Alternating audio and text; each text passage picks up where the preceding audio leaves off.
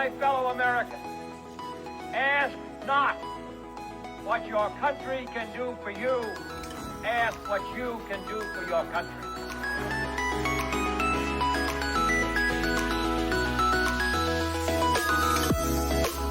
So just as I say we aren't going to let any dogs or water hoses turn us around, we aren't going to let any injunction turn us around.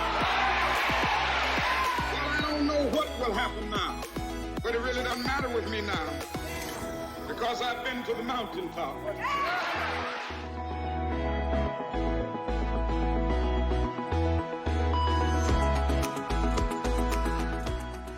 The future doesn't belong to the faint-hearted. It belongs to the brave.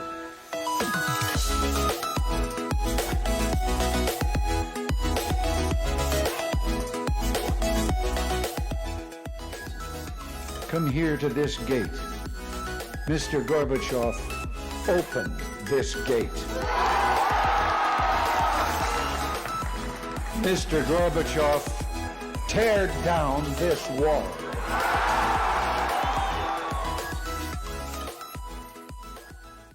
You, the people, have the power to create machines, the power to create happiness. You, the people, have the power to make this life free and beautiful, to make this life a wonderful adventure. Then in the name of democracy, let us use that power. Let us all unite.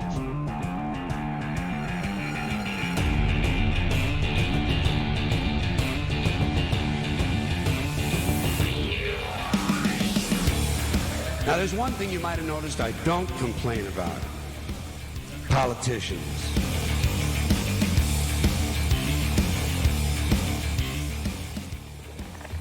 Governments don't live together, people live together. Governments, you don't always get a fair word or a fair fight. Well, I've come here to give you either one, or get either one from you.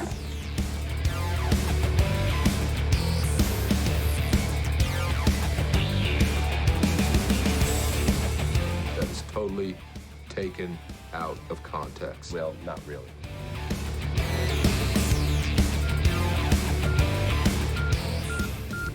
That the only thing we have to fear is fear itself.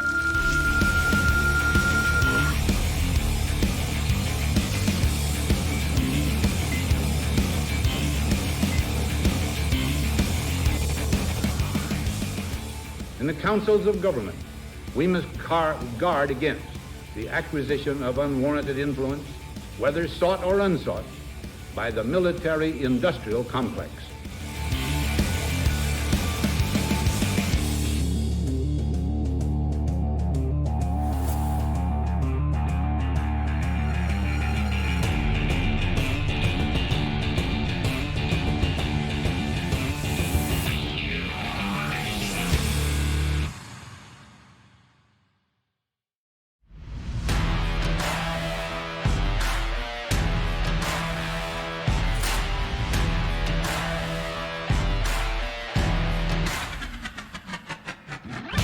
I have a dream that one day this nation will rise up, T-minus 1 minute. live out the true meaning of its creed. People should not be afraid of their governments. Governments should be afraid of their people. T-minus 50 seconds. I am paying for this microphone, Mr. Every dollar released from taxation T-minus 40 seconds. that is spent or invested will help create a new job. Chivalry is dead, and women killed it. T-minus 30 seconds. Don't give yourselves to these unnatural men with machine minds and machine hearts. You are not machines. T-minus 20 seconds. We shall fight on the beaches. We shall fight on the landing ground and in the streets. 10, 9, We shall fight 8, in the hills. 6, We shall never surrender! 3, 2, 1, 0.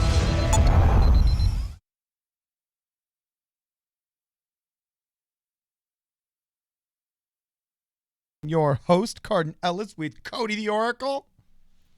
Hey, everybody. Sorry about that. We're here now. Hey, yeah, we're in. We're good. A little bit of a rough start, but it's all good. It's all good. I had the board off, so when I turned the buttons on, it didn't make any sound come for a few seconds. That's funny. That's funny. So if there's ever any questions whether or not we are indeed recording this live, there is your answer right there, ladies and gentlemen. Anyway, we got a lot of cool stuff to talk about today. Of course, there's one thing that is dominating the news, the C word, and we ain't going to say it so we don't get deranked in the algorithms. You know what I'm saying? Me and Cody are bunkered up here, happy, healthy, and excited to be here. And we're going to talk about some other people that aren't, especially one Cheesecake Factory. For those of you guys that were have watched the video that we had today, it's kind of wild, actually.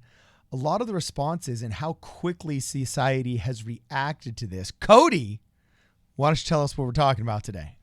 Well, I just thought this was I don't know if I guess funny is the word for it. It was something. Ironic? Interesting story. Maybe here. not ironic, but. Well, it's crazy. I guess spoilers. Cheesecake Factory just straight up told their landlords across the country, we ain't paying rent in the first. So don't expect it because we ain't paying it. They did write a statement saying, thank you for being, where's the statement here? We are sincerely concerned for everyone who has been impacted by the Rona. As you know from news reports, we've had to close numerous restaurants in order to comply with emergency governmental restrictions. Some locations we are only allowed to provide delivery and to-go orders. In other locations, we are required to totally close. Situation unprecedented and rapidly evolving. The severe decrease in restaurant traffic has severely decreased our cash flow and inflicted a tremendous financial blow to our business. And no other business in the country, only Cheesecake Factory. But in seriousness, they go on and they mention, and they just said they're not going to be paying their rent on the first. And this reminded me of another story. I wish I had it pulled up. I don't have it pulled up right now. But it reminds me of a story I was reading on I saw it on Twitter, but it was screenshots of a Reddit thread. And basically, the landlord had all 31 of their tenants just give them a written letter saying, we aren't paying rent anymore until this is over. Dude, brutal, and it man. But it also kind of, it led me to a quote I thought was really interesting. And I don't remember exactly what it was, but it was something along the lines of like, if you owe the bank $1 million, the bank owns you.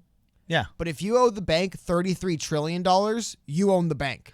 Because they can't walk away from that. Like as soon as you're so indebted to someone and it's such a big number they can't write it off anymore, they're kind of beholden to you now. And I think it's interesting. You're seeing places like Cheesecake Factory. So here at Problem Solver Politics, we're advocating for obscene amounts of debt to large corporate banking institutions. Well, no, I mean, the idea of it, the way I understood it, the idea of it is that at a certain point, the relationship balance does tip. When you allow someone to become so indebted to you, you've also have so much tied up in them, it kind of becomes a weird relationship. But it's interesting because Cheesecake, they're not going to be the only people to do this. They're not going to be the only ones to hold these. And it's not just going to be rent. We're going to see it a lot of places where businesses will start holding other businesses hostage and just say, not doing that, or it's going to be this way. Sorry, the way it is. Well, I think that's what's going to have to happen with some of this leveraging. Because, for example, I got people that owe me money, and that check's supposed to be coming in 5 days, but I know that they've probably had a little bit of difficulty collecting from their end. And so they've already sent me saying, hey, can you give me a couple of weeks? And I'm like, okay, because you got to play ball. You know what I'm saying? And because what's my choice as a collector? You know what I'm saying? Am I going to sue them? Well, the government won't let you. I think business evictions too. The government won't let you evict. Yeah, I would hate to see people abuse the forgiveness that is kind of expected during a disaster like this. But at the same time, I can see why in ancient Jewish law, once every 7 years, it was the year of Jubilee and they forgave debts. You know what I'm saying? Because it almost seems like... I don't think that's Jewish. Yeah, the year of Jubilee, it's once every 7 years. No, and then part of the old Mosaic law was debts were forgiven once every 7 years. I guess, but I think that's kind of... A lot of religions have a jubilee. Oh, well, yeah, but that's what actually was specifically called, and there's actually an old non-canonical apocryphal book called the Book of Jubilees. It's not canon, though. And I know, that's why I said non-canonical. Yes, so we don't play with non-canon. You don't have fan fiction around here, okay? Yeah, the Shepherd of Hermas and the Book of Enoch are just fan fiction, even though Jesus Christ quoted them himself in the New Testament. They're not canon. But they're not canon, all right. So anyway, Oh, really awesome. Quick super chat from Matt. Says, keep up the awesome work, guys. Thank you. You'll notice once we started talking about apocryphal Hebraic biblical literature, that's when the first super chat came in, right? They're on delay. So anyway, I was just going to say that to me, it almost just seems like every aspect of our economy, we're in this Mexican standoff. What is it that Quentin Tarantino always likes having is where 3 guns are pointed and they're all pointed at, it's called the Mexican standoff in film, right? I think in general, the idea of, multiple people. Yeah. Multiple people pointing their guns at each other. I know it's a big Quentin Tarantino thing. Anyway. No. I'm not going to let him take credit for that. No, I'm not saying he's taking credit for him, but I'm just saying he's been very vocal about the fact that he likes that scenario in a movie. Yeah, remember The Good, the Bad, and the Ugly? That's a good movie. Yep, that's true. The spaghetti westerns, it was a big inspiration for him. I remember him saying that. So anyway, all I'm saying is it kind of seems like now the people that own rent to the landlords who need to collect rent from person C who might owe person A, like all of us have our financial guns pointed at each other.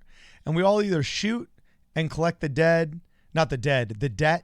and end up killing each other, or we just all mutually agree to postpone the collection of all debts 3 weeks, because that's pretty much what it looks like this will have taken.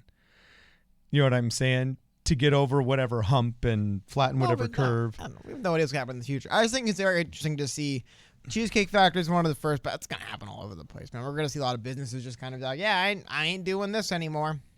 We're going to see, like I said, tenants of buildings just say, we're not paying rent. My point being, what happens when all 31 tenants just say, we're not paying? And you're not allowed to evict them. Like, I'm serious. Like, what do you do? Seriously, dude. I don't know. Very interesting stuff. I just thought it'd be kind of a, I don't know. Is fun the word to describe that? I thought that was an interesting thing to talk about today to start off the stream. Just the idea that it's just so funny, fascinating to me. Just, I'm not paying my rent. Don't expect it because it isn't coming. That's really fascinating, man. Very, what's the word for it? It's very bold, and it's a straightforward approach of communication that I approve of. Yeah. I guess you could say. So anyway, obviously this week, since we talked on Monday, there's been all kinds of drama. Some things I thought we could talk about and level straight. I watched thoroughly the video of the 70-year-old Texan legislator, the governor, that said, hey, you know what I'm saying? I'd be willing to go out there if it helped the economy. I think he was trying to make a hypothetical argument. I don't think he was saying he was going to sacrifice all the people over the age of 70. I think that was a little unfair. I find it a little bit wild, you know what I'm saying, that it's interesting seeing kind of some not rock stars, I don't want to say rock stars, but who's really benefiting image-wise from this pandemic. And it seems to be two people that you would generally consider very different, but both seem, like you say, Cody, genuinely interested in their people. What was a phrase you said the other day? And we'll get into who I think's kind of gaining from this situation. You said your number one evaluation of a leader was... It's how they care about their people, yeah. Yeah, is whether or not they use we. I think you said something really interesting about whenever they talk, you can tell the ones that actually are honestly invested in their people by whether or not they use we, us, or them. And I can't remember, but you said something really interesting the other day. I got to say, Donald Trump, whether you like him or not, his numbers are skyrocketing. And Cuomo, governor of New York, is impressing the crap out of a lot of people. I think I said this a few months ago. Yeah. If things continue on, so by the way, thank you very much to Paul Merritt for the $20. Thank you very much. Hey, Paul, thanks, man. But I've been saying this for a while. Dude, if this continues, come November, we're going to have a nation of single-issue voters. I think that's the reality of it. Right now, there's one thing in voters' minds: the response to the epidemic and the pandemic. That's the only thing people care about. So yeah, the faces they see on TV, seemingly addressing this thing on a daily basis, they're gonna be popular because it's the only thing anyone cares about. What happened to like every other pet issue anyone had? If it doesn't relate to this, it's not brought up anymore. What happened to the environment?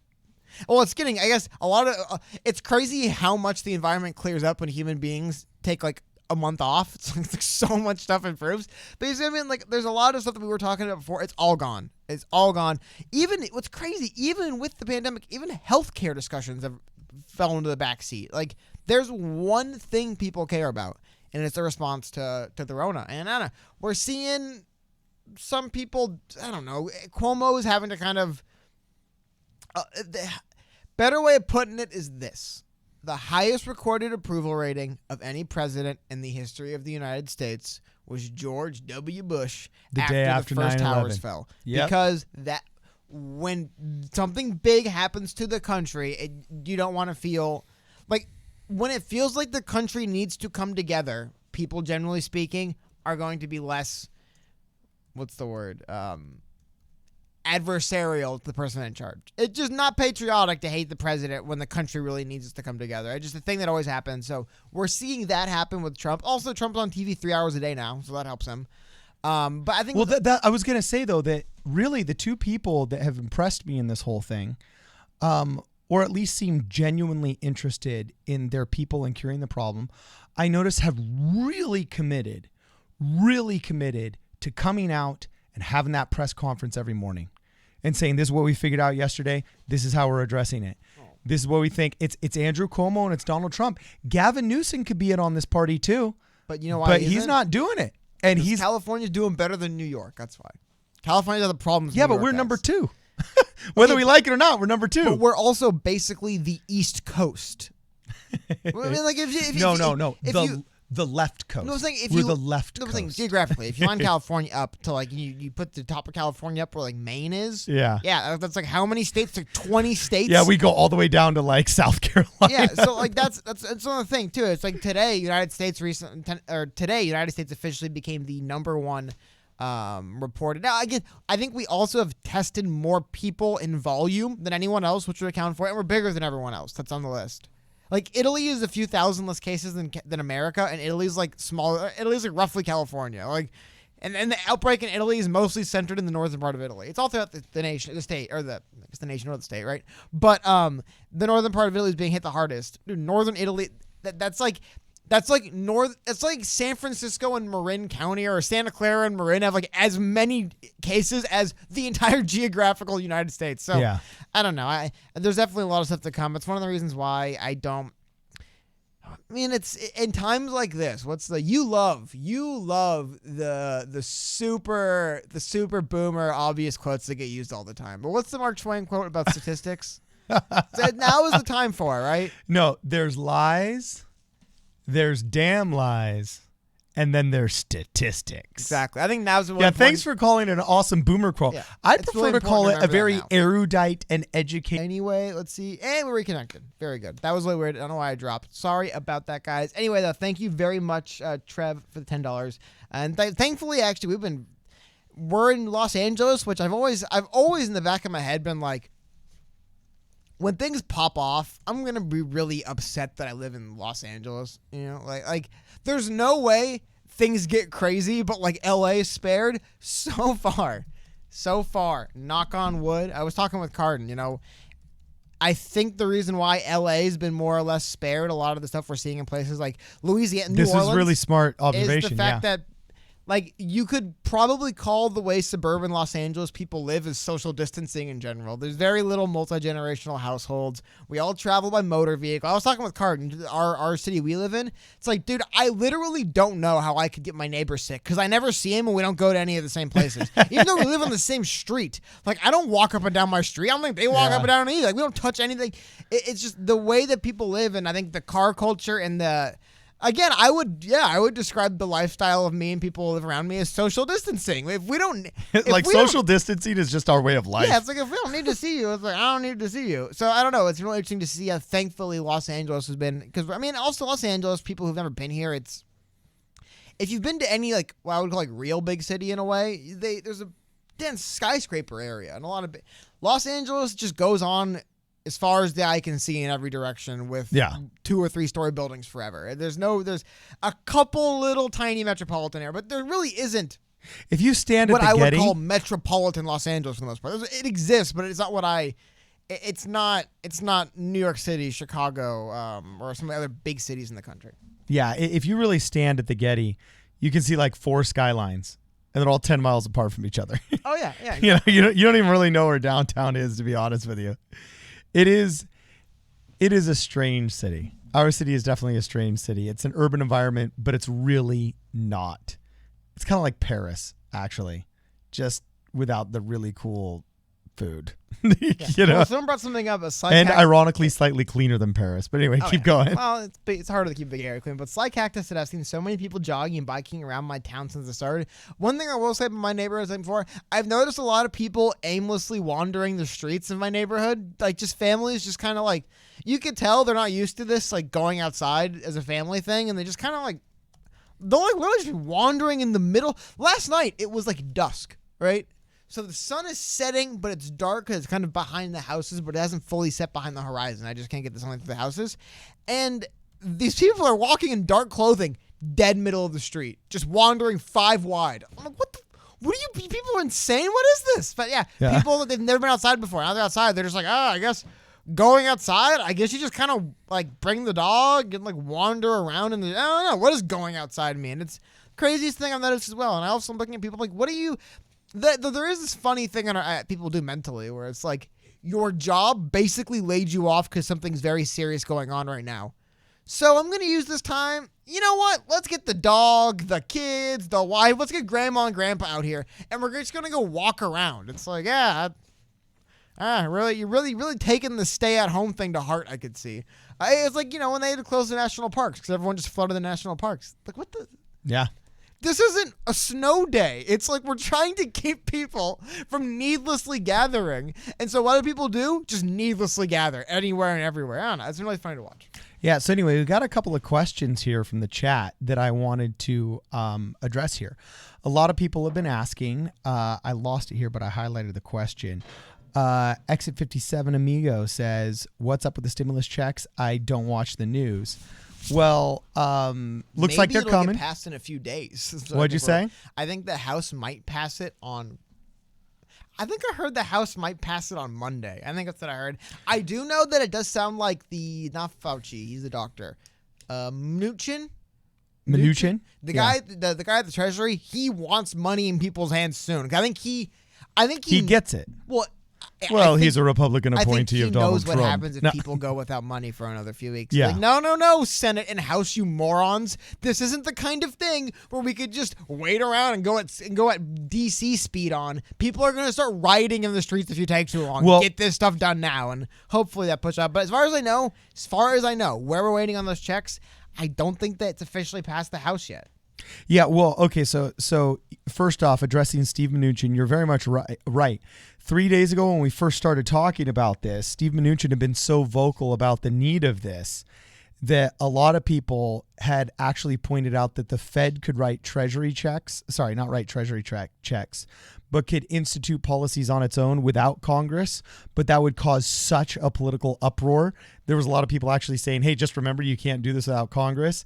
Then Congress botched it for 3 days straight, basically because the Democrats kept torpedoing the different bills. And then finally, yesterday, it passes at like midnight or something. It will go in the Senate. It will go to the House. And Nancy Pelosi has said, instead of getting all the blowback I have for the past 48 hours, I'll pass it. But Congress, she's on record as saying Congress isn't doing enough for the people. She got her little clause in there that none of it can go to Trump or Trump Towers or any auxiliary business. And she did say it will pass the House, and then self-proclaimed having to do jujitsu in order to make it pass, which she didn't. Hey, you know what's funny? Speaking of on that bill. Yeah. I've done some digging. It appears to be more or less true. Let me see if I can pull it up on Twitter. So, Michael Bennett, he has been, as far as I know, legitimately getting credit for having the bill include additional provisions for people on unemployment. I think expanding unemployment, just additional unemployment things that a lot of people are saying is good in the bill, right? Okay. I'm trying to find, there's things I need to bookmark on Twitter more. However, a bunch of the big Bernie supporters all over Twitter have been being like, oh my God, Bernie, thank you for passing this. And it's like, oh man, as far as I know, everyone's been crediting Michael Bennett with that. I'm trying to find the story on it. And yeah, I don't know. apparently people are still holding that hope for Bernie, but it's just funny. It's like, Bernie, why does he have to get credit for it? Michael Bennett ran for president too. He didn't get as far. Yeah. I thought that was funny. There's a lot of, I guess the reason I wanted to say that is at the end of this, a lot of people are going to be trying to take credit for saving us. Everyone's going to be like, oh, thank God I added, you know what I mean?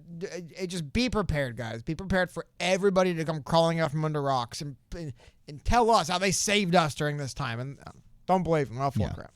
So anyway, it looks like it's going to pass. Nancy Pelosi has basically said, I'm done obstructing this thing, because honestly, I think it made it look really, really bad. Her and Chuck Schumer took a massive hit on this.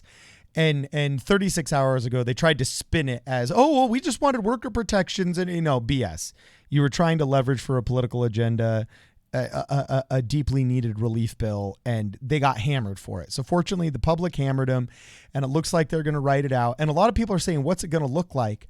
How are we going to get the money? Well, actually, physically, I think it's going to be a lot like the stimulus check that was passed under Bush. You never got one, did you? As far as I know, what they've said this is going to work is they're going to, if you have direct deposit set up. Like with your taxes, if you have direct deposit you'll get that. set up. If not, they have to mail checks, and you're getting DC times, so maybe 3-4 months, I've heard.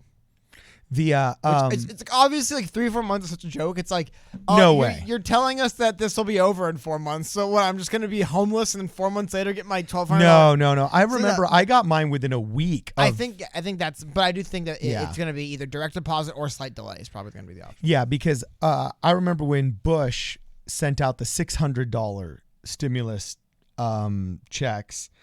I was in my freshman year of college at the time. I can't remember. I don't want to quote myself incorrectly. But I remember that it was this little check that had like the tear off sides. You know what I'm saying? And then the third little fold was an actual check. And I was like, oh, sweet. Awesome. So I assume what they're going to do is if you get your tax returns, okay, and you file tax returns through the Department of the Treasury, which is, linked to the IRS, and you get tax returns, then they've already got your information, your bank account information, and they can just draft you an e-check that way. I think the vast majority of people that pay their taxes are going to engage that way. And then there would have to be a paper check for anybody else. But I don't think there's any way there would be a revolution on their hands if it took 3 or 4 days. You know what I'm saying? I remember during the LA riots, you know what I'm saying? A lot of people get a lot of flack for saying this, but they basically ended the day people needed to go collect their checks. And there's actually videos of Maxine Waters standing in these post offices saying, don't worry, everybody's going to get their mail. Everybody's going to get their mail, which was euphemism for you're going to get your welfare checks. All right. And, I mean, they were ready to dismantle those post offices. I can't see it being any different today than before. If you have to placate the people, you just give them money. Whoever they are, wherever they go. Governments know that, man. It's like, okay, that's why this Mnuchin guy is like, get these people this money now. I don't care what we have to do. It's going to be bad if people start missing bills. We need to do something. And governments know. The thing is it always works. It's a sad thing. Yeah, if the government comes by with a bag of money and drops money off, generally speaking, will placate people always. Even if they were rightfully so upset in the first place, they'll still come by with the big money bag. Oh no, don't worry about it. Yes, we got some really interesting questions One of the here. things I'm concerned about with this bill is I said it from the beginning. I don't like conflating this with UBI because don't let this is not UBI. This is the government's trying to buy us off right now. They're trying to say, hey, here's your $1,200, so you don't notice that we just sacrificed a couple thousand people to the Eldritch Lord, so we can conjure up another $5 trillion to make the line go up. Just so you guys don't pay attention to that. Here's a $1,200 check. It's crazy. That's. Why do you think they've bundled it all together? Like, why do you think so much of this stuff's in this one mega bill?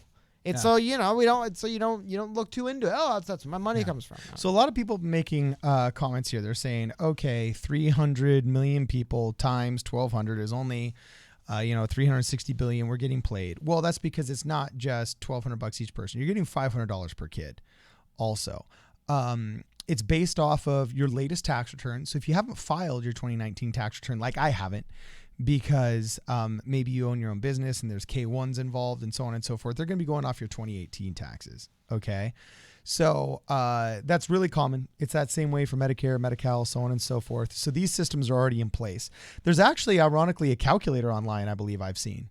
It's not even a third-party calculator. I think it's the official government calculator on what you would be receiving based upon the amount of dependents that you have declared. And I think your parents can even declare you as a dependent all the way up until you're 24 or something like that.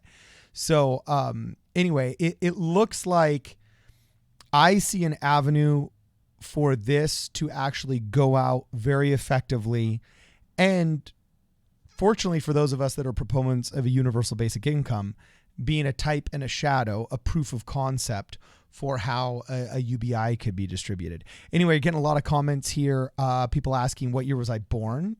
Apparently Anastasia got this check when she was a senior. I was born in 1983. Best year for the elder millennials. Yeah. Hey, what was the name of your first pet, by the way?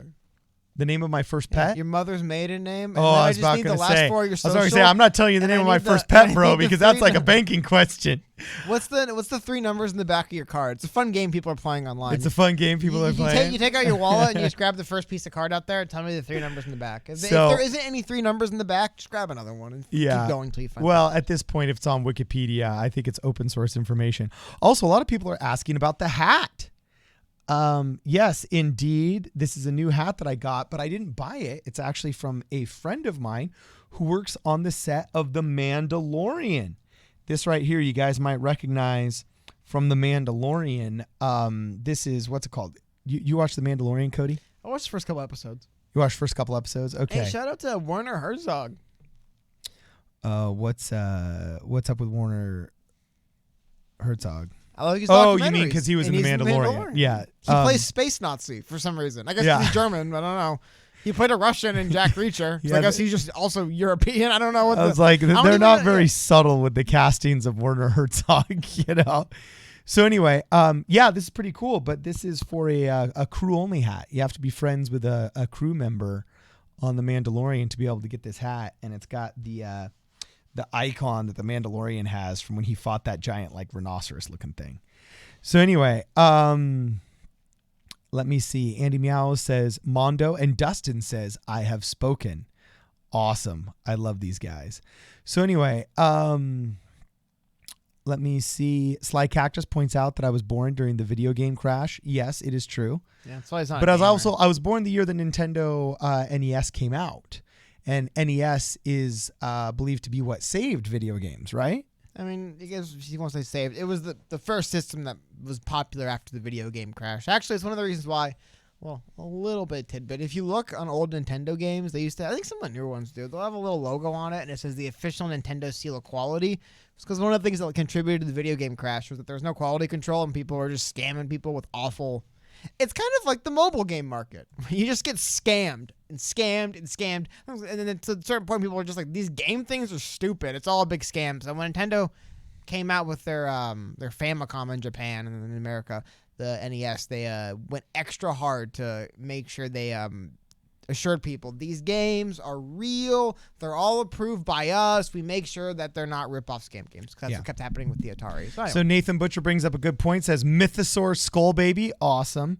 Andy Meows asks about the Biden gaffe. We can do that. Nick Oste's recognizing that you've got your claw.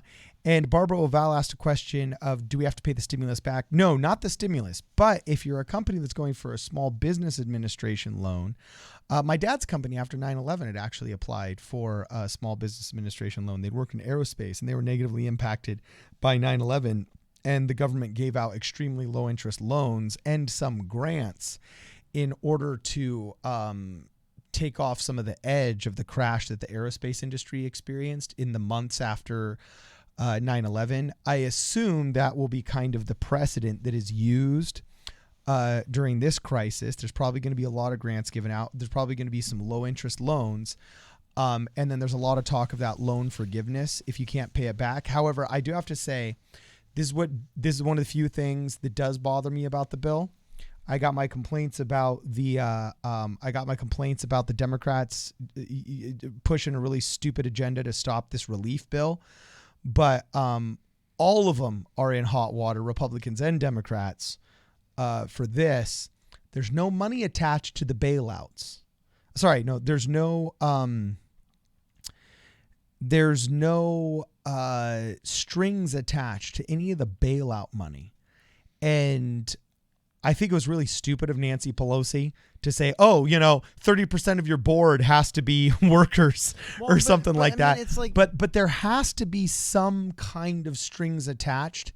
If we're establishing the government as a daddy that can bail you out when you're in trouble, there has to be strings attached that benefit the people. And I don't care if it's you're putting aside 1% of future incomes to go to a UBI or 1% of future incomes to be donated to charity or what. But if we're sucking mandatory money from taxpayers where you will go to jail or receive a fine if you do not pay it, if we are going to literally wring out of taxpayers' wallets money to bail you out, I don't want you receiving any bonuses.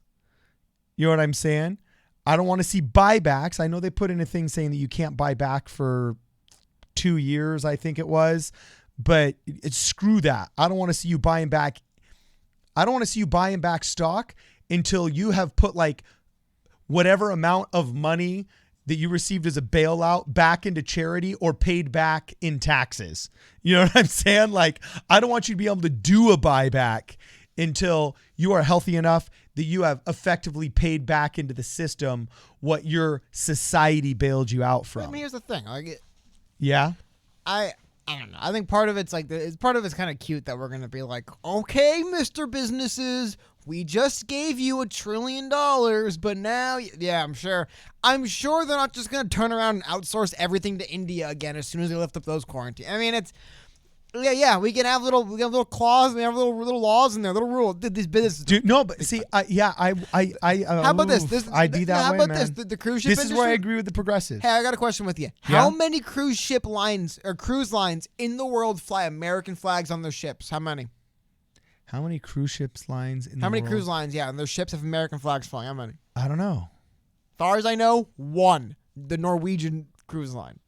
Really? Yeah. Every American cruise industry is asking us to bail them out and flies another country's flag because they have cheaper tax laws there. I mean, it's hilarious to me. Oh, that's They're true. Like, every one of these companies does everything they can to screw the government, rightfully so. But now they're acting like, oh, you guys gotta bail. You gotta bail us out. You gotta. Twitter's based out of Ireland, Yeah, please. Everyone's based out of Ireland. I think, isn't it? No, it's not Ireland. I think it was in didn't this come out during like the Panama Paper scandal? There's a building somewhere in the Caribbean, and it's like a 7-story business suite, like, little business condominium. Yeah. And it's like 8 of the biggest companies in the world's headquarters are there. Yeah. On paper. I mean, it might be a little bit hyperbolic there, but point being is these companies do all this stuff, and then they're like, oh, come give us $1 trillion. Hey, we're Boeing. We just literally were so negligent when we were developing our latest plane. It kept killing people until the world forced us to ground them. And then the studies came out, and people working on the plane are like, no way, my family's flying on this. This thing's crap. And then I think one of the quotes I read from one of the Boeing employees was like, I don't know how I'll be able to live with myself after this. Hey, good thing we're bailing them out, huh? Hate to that company fold. I mean, the notion that we could put things in the bill that will make this right somehow. We'll somehow right the wrongs. Nah, dude. No. They're so far ahead of the government already, and they're still going to get the money from them. I mean, people are doing the math, right? It's like, wait, the bill's how many trillions, and it costs how many billions to give us our money? That doesn't add up. Well, we have to make sure the Boeing executives, who literally killed hundreds of people with their faulty plane that was just due to negligence and being cheap, we have to make sure they get theirs. We have to make sure that these cruise lines that won't even fly American flags on their ships, we have to make sure that they have their money. And then, if you're good, and if you pay your taxes on time forever, and we have all your info, and you're just poor enough, we'll give you some too. It's crazy, man. I don't know. Not like people are trying to argue about every single bill they've posed as bad, and everyone they will pose as bad because it's trying to address nonsense. I think we're at when it comes to this relief bill, we're kind of at like the play stupid games, win stupid prizes. There's no good bill that they can write that'll correct any of these 50-year problems that our economy. No, actually, there is. There's no magic bullet for this. If they would piecemeal, I mean, I don't know if any of you guys follow Sagar and Jetty, but he's the conservative commentator that's across the table from Crystal Ball and in Rising, and he brought up a really good point 2 days ago. Just piecemeal this thing, and instead of starting from the top down, You know what I'm saying? Let's actually start from the bottom up. Just like Andrew Yang used to say, we need a trickle up economy. You know, the easiest bill for a congressman to pass would be saying, okay, we're going to pass a $500 billion stimulus bill that's going to send checks immediately to all these citizens whom we have required to stay home. Just boom, that bill. No slipping in, Nancy Pelosi, your Planned Parenthood payouts. No slipping in, everybody in Congress, Wall Street bailouts. You know what I'm saying? No slipping in any pork from either side. Just literally say we are passing. If we're going to command our citizenry to stay home, we are also going to send them a check so that they don't drown. If I'm going to require you to stay in the water, you know what I'm saying, and tread water because you might get sick by getting to the boat, I'm going to freaking throw you a floaty so at least you don't drown. You're talking about your different bill, though. You're talking about just them No, giving money if they would just pass these there shouldn't one be bill at a time. There shouldn't be any bailout, but there should be no bailout bill. The bailout bill will be bad no matter what it is. Well, yes, and if they're not willing to have absolutely onerous restrictions on the bailout money, I don't think the company's really in trouble. They're not in trouble. My dad was a CPA. They've got teams of people that cook their books and make it look like they're worth less money, unless, of course, they're showing off the books to potential investors. And then all of a sudden it shows that their net worth is worth so much more. And I don't think half these companies that are actually applying for a bailout need it. They just don't want to actually have to sacrifice something. Well, no, they're not going to sit by and let the money fairy just pass them by. Yeah. Now, some companies might, and there is some that, but dude, there's a lot of companies that are going to be like, oh, we're seeing it with states and with governors right now. Oh my God, Garcetti, you think Mayor Garcetti wants some additional relief when he was saying that, basically telling people to expect the apocalypse? You think he's actually think that's going to happen, or he wants more money? I mean, it's one of the scary things that happens whenever there's a big pile of money and people get together to discuss how we're divvying up the big pot of money. It attracts a lot of people with,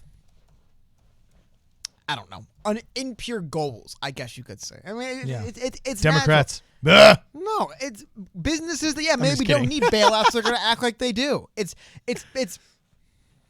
the people who go to the store and buy 50 packs of N95 masks and have no idea what to even do with them. They just had to have them because, oh my God. It's people who went to the grocery store and bought pallets of toilet paper. Why? I love when everyone was buying Lysol spray and stuff. That was going to run out. No, it's still on all the shelves. You can go buy it today. It's just everyone had to have theirs then because it was passing them by. The big money bag was the grocery store. I'd get everything in there and get out. I mean, those people always get attracted. And then you have Congress and Senate. They don't care about us at all. Or finally people are seeing it. None of these people care about us. Well, some do. You can't say none of them do. I've met some good congressmen. The entities of the House and the House of Representatives as a body and the state legislature and the national Senate as a body. Neither of those bodies care about any of us. That is true. We just watched it happen. We watched it happen in real time. We watched this bill get delayed by a week because of nonsense. Because of how much money are we giving to businesses and how much of my nonsense is getting passed. That had to be deliberated. They had to hash that out first. I remember when we first started this. Mnuchin, the secretary of the Treasury Secretary, was like, we want checks in people's hands a week from now, as soon as possible. And then it passes the Senate over and over again, and the House can't get it done, and they come back, and it's been a joke, man. If either of these legislative bodies cared about Americans, they would have got this done on Monday. They would have done what you said. They would have said, let's just get a bill passed to help people pay their bills, and then we could bail out the businesses. It's almost like we could do both things. But no, you know what they're doing next? You know what the next thing they're doing after they pass this? As soon as this bill gets passed, you know what they're doing, right? 3 week recess. Out of here. Later. Hope you peasants enjoy your $1,200. Yeah, that's the next. We're gonna ride out. We're gonna ride this thing out in what does Bernie Sanders call his cabin? His summer camp. Yeah, his summer camp. We're gonna ride this thing out in our summer camp. While the rest of us actually have to worry about social distancing in a regular home with kids that are crying and screaming. And I mean, it's nuts. I am very curious to see. There's been some very bipartisan gaffes here.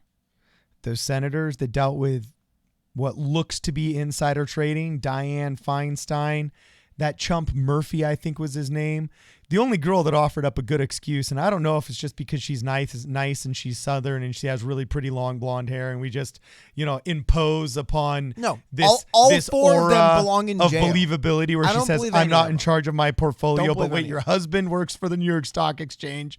So, I mean, I don't know if I even believe her, but those people, hot water that should be boiling. I think they should go to prison for insider trading.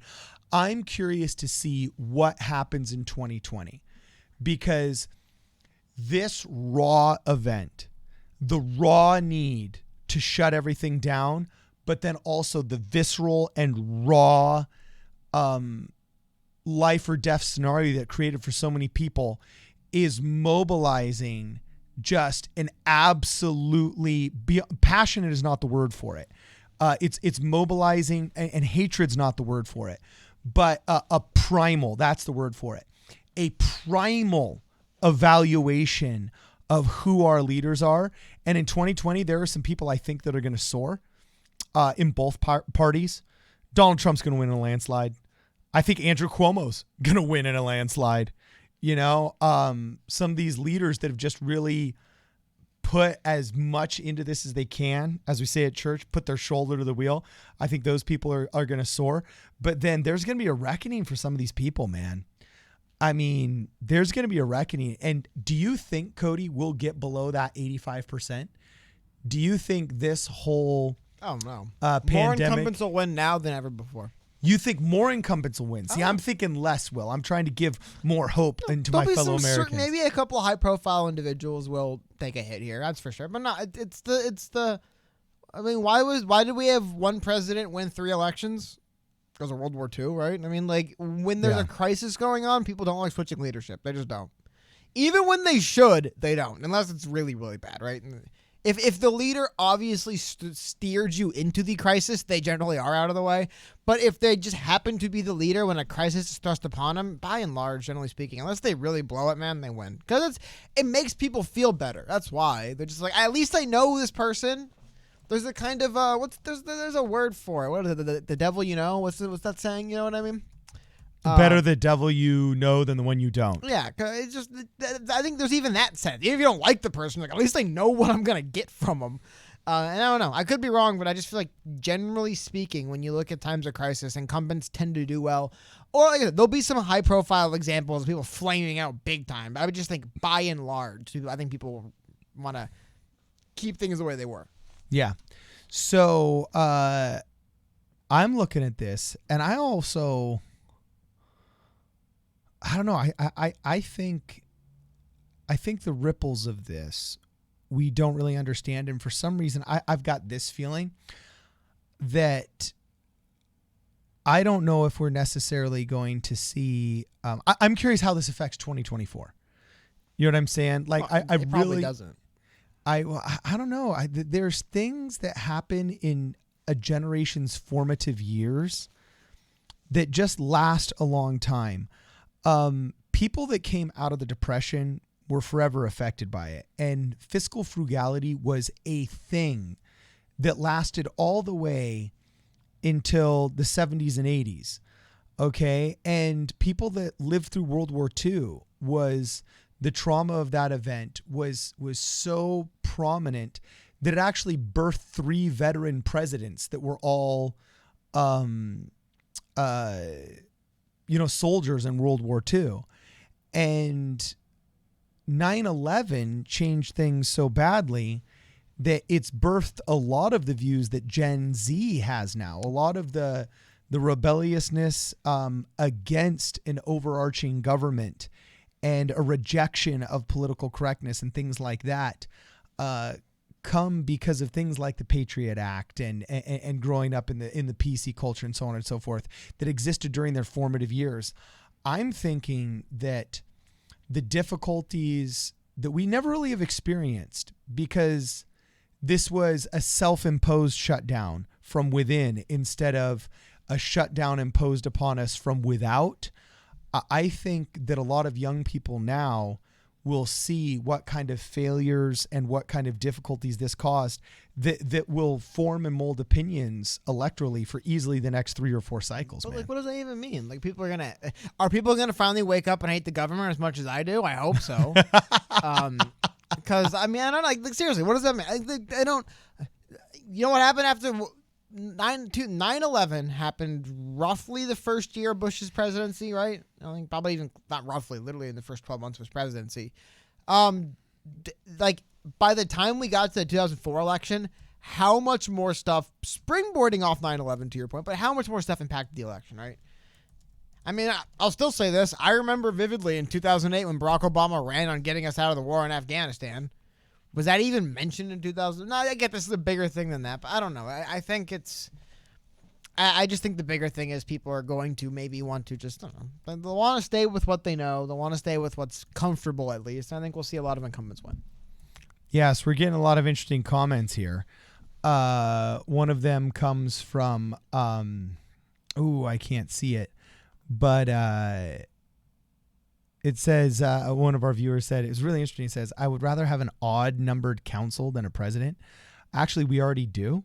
It's called Congress.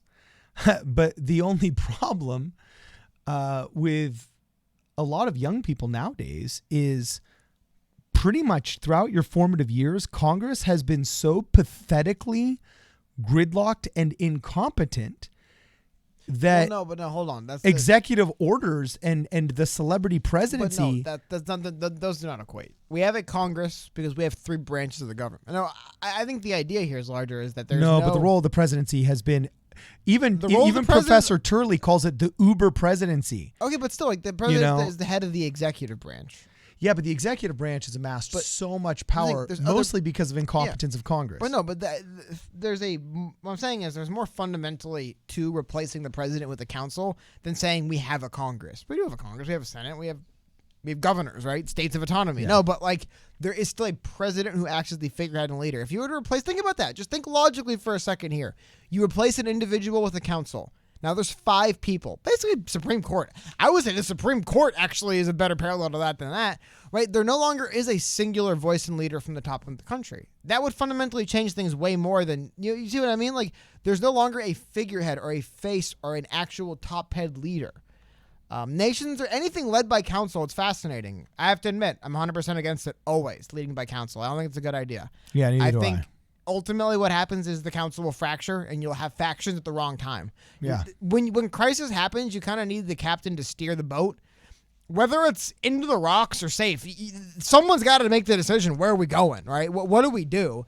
And I think when you have an individual at the top, it's easier than when you have multiple individuals at the top. When we're all looking to a person for answers, it's simpler. Because also, it's a lot easier to hang failure on one person than a council as well. There's a sense of when I, as the leader, make a call, I'm ultimately, no matter what, responsible. I don't get to pass the responsibility. When you move towards leading by counsel, there is a little bit of deferring of, hey, I don't know. It's one of the reasons why I do like the fact that there is a president. There's a leader. There's someone, and I always say this, man, like I'd be fine with having a king as long as we know where he lives or queen, right? As long as I'm fine with the monarch as long as I know where they are. And if they really aren't serving us, we can march on the castle, right? And make things right. And I think that's one thing you lose when you have a council in charge. You lose this. It's easy to hide behind decisions of the council. No one's actually responsible. There was a debate and we came together. Yeah, there's too much groupthink. Groupthink is what led to the Bay of Pigs invasion. It's kind of like letting a boxing match go to decision. No one likes that. Don't let it go to decision. Dustin brings up a good boomer quote. Oh, good. I call it an erudite quote, but too many cooks in the kitchen is what you're saying. Too many cooks in the kitchen, too many chiefs in the tribe. No, but because that's part of it. It would be harder to make decisions. But no, there's something to ultimate responsibility and some level falling on the shoulders of an individual.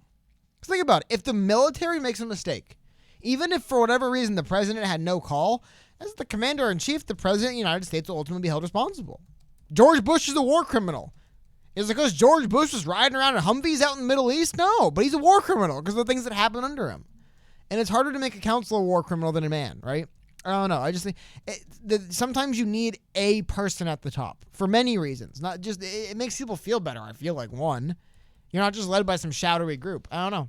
It's one of the reasons why I prefer that. I like just knowing who the person is. What's bothering me is it feels like... No, I agree with you. It's feeling too much like there is a shadow counsel at the top that makes the decisions and we don't know who they are. And that's what bothers me. Yeah. I agree as well. Sorry, I was just typing. Boom. So anyway, yeah, no, I wholeheartedly agree. And I think you think that there won't be a major electoral turnover. I think there will be. Who elect who? We're going to vote out people we've had in office and we know to elect. I know. I think it'll be a groundswell. Like you just said, when 2020 rolls around, there's going to be a whole entire generation of single issue voters. But okay, but again, if enough people fail in coronavirus and have people running against someone I'm going to address as better than them, okay, they might. But it's not like there's a rising political movement to replace any of these people, dude. Who's going to beat these people? Like, no one. They're in charge for... but you can't say they're not going to have challengers. Even Nancy Pelosi has had two challengers. What I'm saying is, why would things one change? Republican and one progressive. Why would things change that much for him now, though? People that have always won. I'm just saying, I don't see why it would lead to a big shakeup. Like, shaking up in favor of just people, just whoever's running? I don't know. Okay. You know what I'm saying? Okay. But it's not like there's this national coronavirus response platform with candidates speaking together and running on to beat these people. It would just be case by case whoever they're running against. And by and large, incumbents win 87% of the time regardless. Yeah. So factor in the fact that there's some uncertainty, and I think that goes up even higher. So Emily Kingsley brings up a good point. Speaking to your point here, create a smaller executive branch with less power, give the power back to the states. I'm a big states' right guy. Well, me and Cody are both on that boat. You actually are just. We don't need to create any smaller branch. We don't need to create a new branch of government and rename it. We already have that branch. It's the executive branch. It's the presidential powers. But yes, we need to shrink them down. So I don't think creating a smaller executive branch with less power is what you meant. I think you just mean limiting the power of the existing executive branch and give the power back to the states. Yes, exactly. I'm a huge states' rights guy. I think second to states' rights, Cody's second biggest issue, for me, it's environmentalism, but true environmentalism, not leftism, and they are totally different things. Cody's second big issue, if he could start a bureaucracy, it would be the consumer protections bureaucracy. And I swear they'd be armed just like the IRS, baby. Yeah. Well, you screw the consumers, we're showing up to arrest you. I view Americans as a nation of consumers. I think that's what we are. First, as an American, you're a consumer, first and foremost. I think we used to be something greater than that, but now we're not. We're consumers. So, you know what? Damn, if that's what we are, better protect ourselves. Better make sure we don't get scammed and ripped off. And I do. I'm very passionate about consumer protection stuff because the stuff these corporations pull on us is nonsense. No, it's ridiculous the things these corporations want to pull on us all the time, and it's frustrating. Man. I mean, they just part of that comes from too is. I don't know, growing up on the internet a lot is just being around the internet a lot. I've seen a lot of internet things expand and grow. And yeah, it's the Wild West for scams. And I've seen them all. And I'm just, it pains me to see. Pains me. I remember the CSGO gambling scams. Oh man, were those a thing? Was that a fun time? The time of CSGO gambling scammers. I think they're gone for the most part. But I don't know, man. The video game scams, movie scams. Remember, it's not like a scam, but remember MoviePass? Okay, yeah. It was a good idea to try and compete with Netflix and streaming. It wasn't a good idea. It was, and this was not protecting consumers. Good enough to get venture capital money. This is protecting investors, I would say. Yeah. No, it was wasting. It wasn't a good idea. It was a waste of other people's money. Hey, we're gonna make this thing that in no reality at all adds up. Cool, we'll do it. But you look at other stuff. I mean, recently, I don't know. I'll tell you this. When they do votes, I think in the last few years, other companies have surpassed them. They used to do votes on the worst company in America. Just worst company in America, right? Could be anything. Could be ExxonMobil, worst company in America. I think they're an American company, right? EA won multiple years in a row, Electronic Arts, because the nonsense they'd pull on people. And I don't know. Sorry, I'm ranting now, but it does really drive me crazy when I see businesses just rip off millions of people because they can get away with it. Yeah. It happens all the time. Hey, well, this is why I actually really like your theory, and I think now would be a good time for you to elaborate on it. You've said this oftentimes in jest. But you remind me of another friend I had in New York who said, I do not trust these new systems, my friend. I do not trust these new systems. And he was a monarchist. I met my first monarchist. He's like, I'm a monarchist. And I was like, what? And he said, at the end of the day, how is it different than a president? If you have a good one, it sucks. If you have a bad one, it doesn't suck. So you might as well have this person be all powerful and pray to God that he does not suck. And I was like, wow, awesome. He was like this cool Jordanian guy, right? And even though he was never from Jordan, which it does have a monarch. Well, constitutional monarch. Yeah, his parents were Jordanian, but he grew up in Brooklyn. No, sorry. He was a Jordanian Jew, so he was Jewish from Jordan. Yeah. You know what I'm saying? By the way, or his family had escaped Jordan or something. All accounts escaped Jordan. By all accounts, I believe the Kingdom of Jordan is a pretty beautiful, stable country in the Middle East. Yeah. Actually, I think the Kingdom of Jordan has the largest population of people from different faiths living together in the Middle East. Christian, Jews, and Muslims. I think it's the biggest. I could be wrong, but no. All right. Hey, so anyway, but you have that theory shout too. Out to Jordan. The more I learn about Jordan, the more I like about it.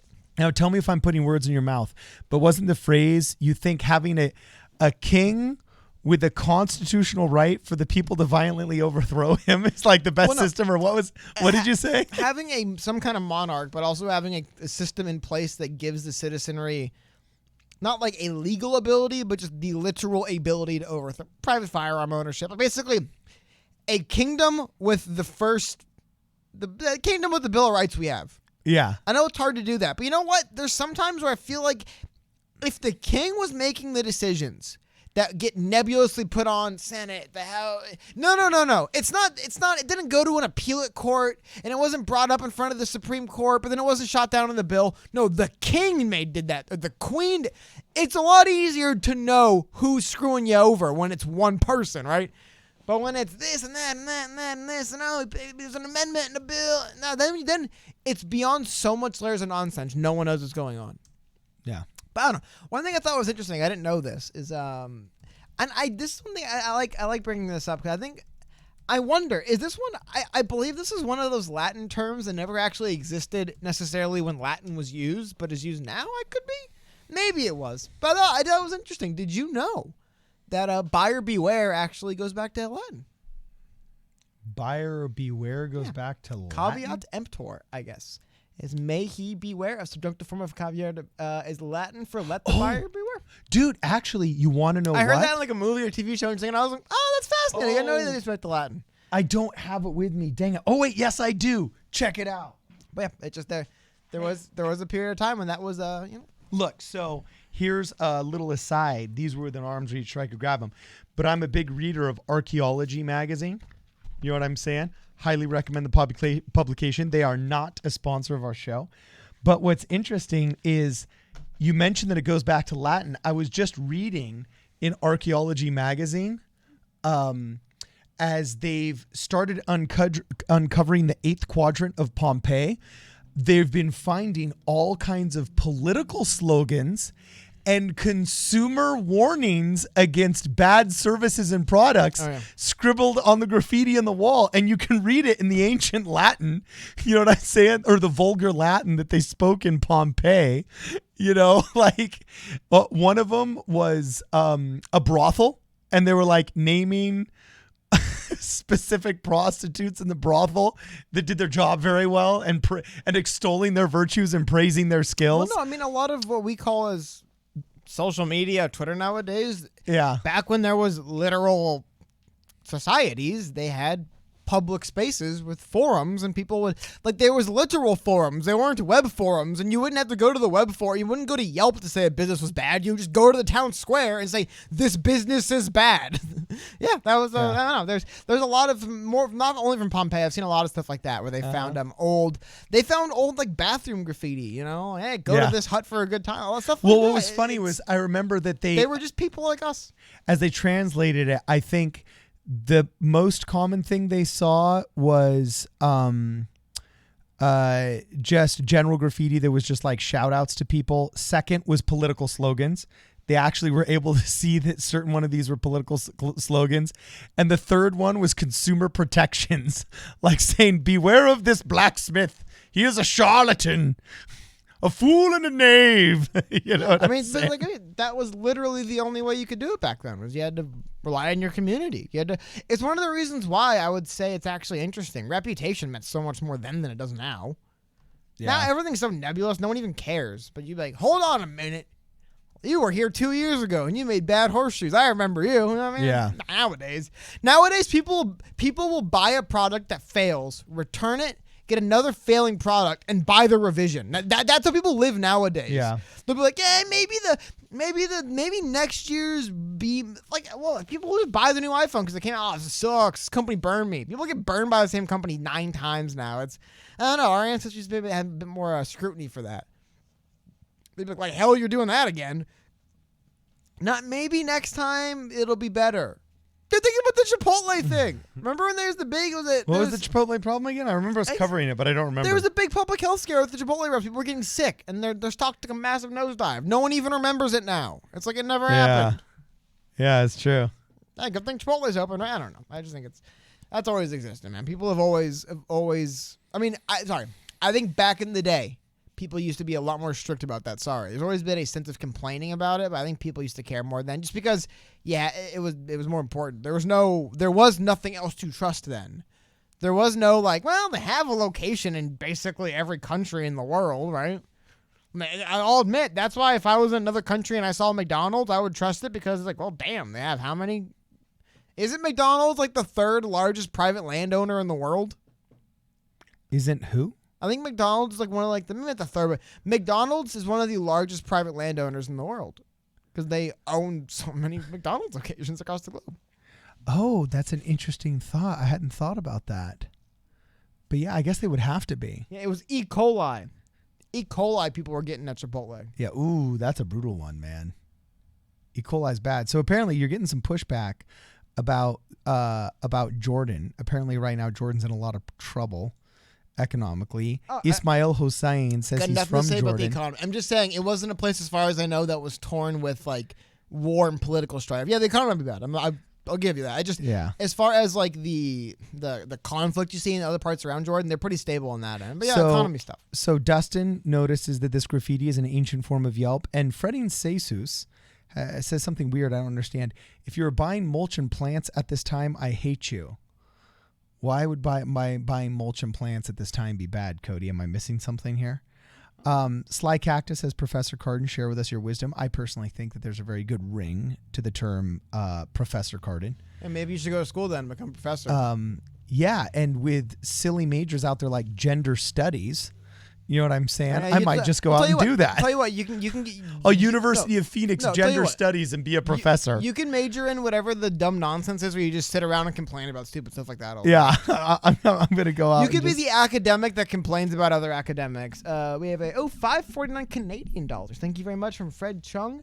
Could WoW blood epidemic of 05 been used to teach? Oof. I don't know. Do you know, Card? I think he's saying, could World of Warcraft blood epidemic of 2005 been used to teach? Can you expand that a little bit, Fred? I don't know. World of Warcraft, the O would be... Well, because you did say, for example, the ambrosia virus in that one video game was like a perfect...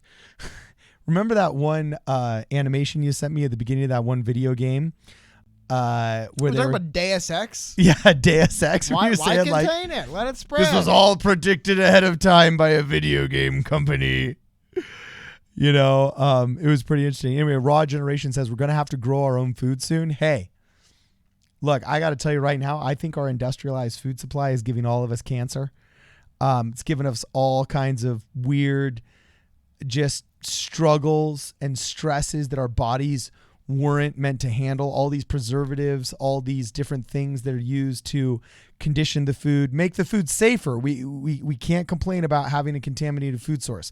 We have the safest food supply that any generation has ever had in world history, but that comes at a little bit of a cost. And I think a lot of these problems that we end up getting is because we do not grow our own food like we used to. We don't have the same percentage of our population in the military, so I'll end up being pansies, or in agriculture, so we all end up eating crap. Oh my God, hold on one second. Yeah, he was. Oh my God, I apologize, man. Okay. I am.